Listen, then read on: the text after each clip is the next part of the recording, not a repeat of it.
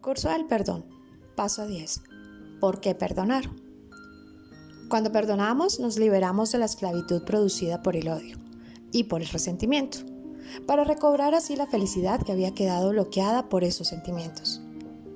Bienvenidos a una nueva lección del curso basado en el libro Del resentimiento al perdón, una puerta a la felicidad, de Monseñor Francisco Ugarte Corcuera. Hoy comenzamos la cuarta y última parte de este maravilloso recorrido, el misterio del perdón. Te saludamos desde Conociendo Más Nuestra Fe Católica. Después de estas primeras 9 lecciones en las que hemos estado reflexionando acerca del perdón, tal vez nos convenga preguntarnos, ¿y por qué perdonar? La pregunta tiene su lógica. Si es tan difícil perdonar, al menos ciertas ofensas, ¿qué necesidad tenemos de hacerlo? ¿Realmente vale la pena? ¿Qué beneficios trae consigo el perdón? En definitiva, ¿por qué habremos de perdonar? El primer motivo que probablemente vendrá a la mente es que cuando perdonamos, nos liberamos de la esclavitud producida por el odio y por el resentimiento. Y esto nos ayuda a recuperar la felicidad que había quedado bloqueada por esos sentimientos. Algo que ayudaría muchísimo es darme cuenta que sentir el resentimiento hacia otra persona hace depositado mi felicidad en las manos de esa persona. Le he conferido un poder muy real hacia nosotros. Y solamente volveremos a ser libres cuando tome en mis manos la responsabilidad de nuestra propia felicidad. Esto normalmente quiere decir que debo perdonar a la persona que resiento. Debemos liberar a esa persona de la deuda real o imaginaria que nos debe. Y debemos liberarme a mí mismo del elevado precio del constante resentimiento. También tiene mucho sentido perdonar en función de nuestras relaciones con los demás. Las diferencias con las personas que tratamos y queremos formar parte ordinaria de esas relaciones. Algunas veces tales diferencias pueden convertirse en agravios, que duelen más cuando provienen de quienes más queremos, los padres, los hijos, el propio cónyuge, los amigos o las amigas. Si existe la capacidad y disposición de perdonar, estas situaciones dolorosas se superan y se recobra el amor a la amistad. En cambio, si no se perdona, el amor se enfría o incluso puede quedar convertido en odio y la amistad, con todo el valor que encierra, puede perderse para siempre. Además de estos motivos humanos para perdonar, existen razones que podríamos llamar sobrenaturales, porque derivan de nuestra relación con Dios. De ninguna manera se contraponen a las anteriores, sino que las refuerzan y las complementan. Hay algunas situaciones extremas en las que los argumentos humanos resultan insuficientes para perdonar. Y entonces se hace necesario recurrir a este otro nivel trascendente para encontrar el apoyo que falta. ¿Cuáles son estas razones? Dios nos hace libres y por lo tanto capaces de amarle o de ofenderle mediante el pecado. Si optamos por ofenderle, Él nos puede perdonar si nos arrepentimos, pero para ello ha establecido una condición, que antes perdonemos nosotros al prójimo que nos haya agraviado. Así lo repetimos en la oración del Padre Nuestro. Perdona nuestras ofensas como también nosotros perdonamos a los que nos ofenden. Podríamos preguntarnos por qué Dios condiciona su perdón a que nosotros perdonemos. Y aún más, nos exige que perdonemos a nuestros enemigos, incondicionalmente, es decir, aunque estos no quieran rectificar.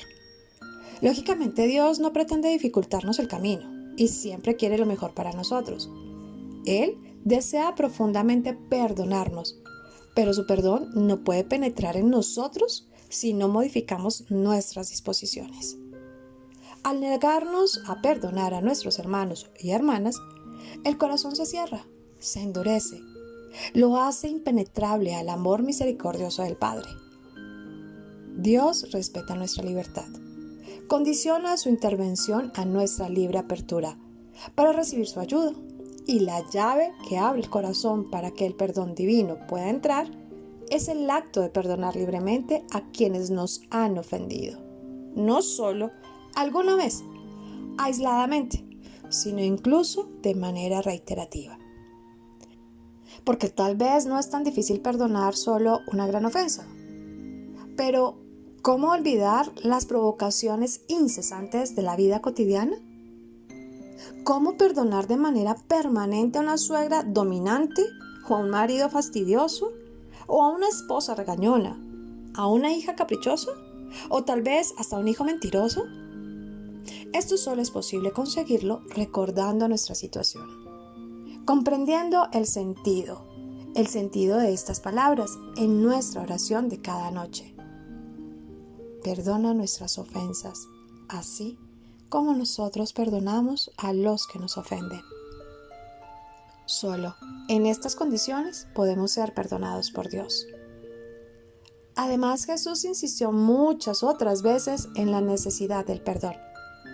Cuando Pedro le pregunta si hay que perdonar hasta 7 veces, le contesta que hasta 70 veces 7, indicando con la respuesta que el perdón no tiene límites.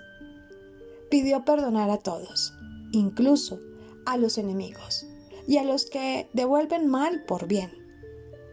Para el cristiano, estas enseñanzas constituyen una razón poderosa a favor del perdón, pues están dictadas por el Maestro. Pero Jesús, que es el modelo a seguir para quien tiene fe en Él, no solo predicó el perdón, sino que lo practicó innumerables veces. En su vida encontramos abundantes hechos en los que se pone de manifiesto su facilidad para perdonar, lo cual es probablemente la nota que mejor expresa el amor que hay en su corazón. Por ejemplo, mientras los escribas y fariseos acusan a una mujer sorprendida en adulterio, Jesús la perdona y le aconseja que no peque más. Cuando le llevan a un paralítico en una camilla para que él lo cure, antes le perdona sus pecados. Cuando Pedro lo niega 3 veces, a pesar de las advertencias, Jesús lo mira, lo hace reaccionar y no solamente lo perdona, sino que le devuelve toda la confianza, dejándole al frente de la iglesia. Y claro, el momento culminante del perdón de Jesús tiene lugar en la cruz, cuando eleva su oración por aquellos que le están martirizando. Padre, perdónalos porque no saben lo que hacen. La consideración de que el pecado es una ofensa a Dios, que la ofensa adquiere dimensiones infinitas por ser Dios el ofendido, y a pesar de ello, Dios perdona nuestros pecados cuando ponemos lo que está de nuestra parte, nos permite ver la desproporción tan grande que existe entre ese perdón divino y el perdón humano. Por eso resulta muy lógico el siguiente consejo. Esfuérzate, si es preciso, en perdonar siempre a quienes te ofenden, desde el primer instante, ya que por grande que sea el perjuicio o la ofensa que te hagan, más te perdona Dios a ti. Y este más incluye el aspecto cuantitativo, es decir, las innumerables veces que hemos ofendido a Dios y Él ha estado dispuesto a perdonarnos. Por eso, este argumento tiene valor perenne, cualquiera que sea la magnitud de la ofensa que hayamos recibido y el número de veces que hemos sido agraviados. Ahora reflexionemos sobre hasta dónde perdonar. Hay ofensas que parecerían imperdonables por su magnitud, por recaer en personas inocentes o por las consecuencias que de ellas se derivan. Humanamente hablando, no encontraríamos justificación suficiente para perdonarlas. Y es que el perdón no se puede entender en toda su dimensión y en todos los casos, con un esquema solo de humanos. Solo desde la perspectiva de Dios podemos comprender que incluso lo que parece imperdonable puede ser perdonado, porque no hay límite ni medida en el perdón, especialmente en el divino. El hombre, si realmente desea perdonar, debe vincularse a Dios. Solo así se explica, por ejemplo, el testimonio de San Juan Pablo II, que acudió a la humanidad cuando a los pocos días del atentado, el 13 de mayo de 1981, tan pronto salió del hospital, visitó personalmente a su agresor, Ali Akka, lo abrazó y posteriormente comentó: le he hablado como se le habla a un hermano que goza de mi confianza y al que he perdonado. Esta universalidad del perdón incluye también aquellas ofensas que más nos cuestan perdonar, las que padecen las personas que más amamos. Emocionalmente experimentamos en estos casos en que si alguien ofende a alguien que nosotros amamos, es decir, si perdonamos a quienes han cometido el abuso, estamos traicionando el afecto que sentimos hacia la persona ofendida. Pero una vez más será preciso no dejarse llevar por el sentimiento y tratar de distinguir el afecto que sentimos hacia ese ser querido y la acción de perdonar. Y en la medida de nuestras posibilidades, procuremos concretar el amor buscando el bien de ambas partes, de quien ha recibido la ofensa y amamos naturalmente, mediante la ayuda y el afecto de que le convenga, y de quien ha cometido esa ofensa a través del correctivo que le facilite rectificar su conducta. La ausencia de límites y medida en el perdón incluye también volver a perdonar cada vez que la ofensa se repita. La frase de Jesús, hasta 70 veces 7, tiene sentido. Perdonar siempre significa que cada vez que se repite el perdón, es como si fuera la primera vez que se perdona. Porque lo pasado ya no existe. Porque todas las ofensas anteriores fueron anuladas y todas han sido borradas del corazón. Ahora bien, no confundir el perdón con la codependencia. No confundir el perdón con la codependencia. Es cierto que debemos perdonar hasta 70 veces 7, y eso es una realidad que debemos perdonar todas las veces que somos ofendidos. Sin embargo, también debemos ser cautelosos y conscientes de la dignidad de nuestra persona, de la protección y la salvaguarda de nuestra integridad, así como de la protección y salvaguarda de la integridad de las personas que están a nuestro cuidado. Es importante cancelar una deuda moral, pero esto no significa que debamos exponernos a un peligro constante y latente. Cuando una persona agrede repetidamente de una manera violenta y física a nosotros o a personas que estén a nuestro cuidado, tal vez como efecto de alguna adicción padecida por el agresor, es importante cancelar la deuda moral para estar en paz con aquella persona y con Dios, así como nosotros mismos, pero es preciso tomar las precauciones y medidas que sean necesarias para nuestra protección, incluso, si es necesario, apartándonos del agresor y hasta rompiendo la relación con esta persona que puede resultar peligrosa. No debemos confundir el perdonar 70 veces 7 con una actitud de codependencia, en la que dependemos para vivir como una adicción de una persona que nos agrede y nos pone en riesgo. Debemos recordar que Dios quiere que perdonemos en primer lugar por nuestro propio bien, para que no carguemos con ese peso del resentimiento que nubla nuestra paz interior y nuestra relación con otros y con Dios mismo. Al mismo tiempo, Dios quiere que se respete nuestra integridad. Reflexión final. Es un hecho que si perdonas en nombre de Cristo, debes hacerlo como Él. ¡Qué difícil! Pero hay que intentarlo porque Cristo quiere perdonar y el hombre necesita ser perdonado y tú puedes dar ese perdón. No te canses de perdonar como Cristo, aunque falte mucho para igualar al modelo. No te canses y si además lo tratas de hacer como Él lo haría, 1000 veces mejor. ¿Necesitan tus hermanos sentir la mano de Cristo en el hombro, el beso de Dios en la frente, la mano que enjuaga las lágrimas?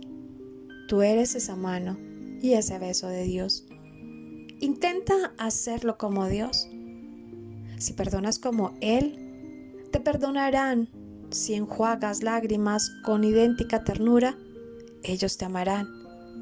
Si les besas en la herida purulenta, ellos sanarán. Qué difícil, pero tienes que intentarlo.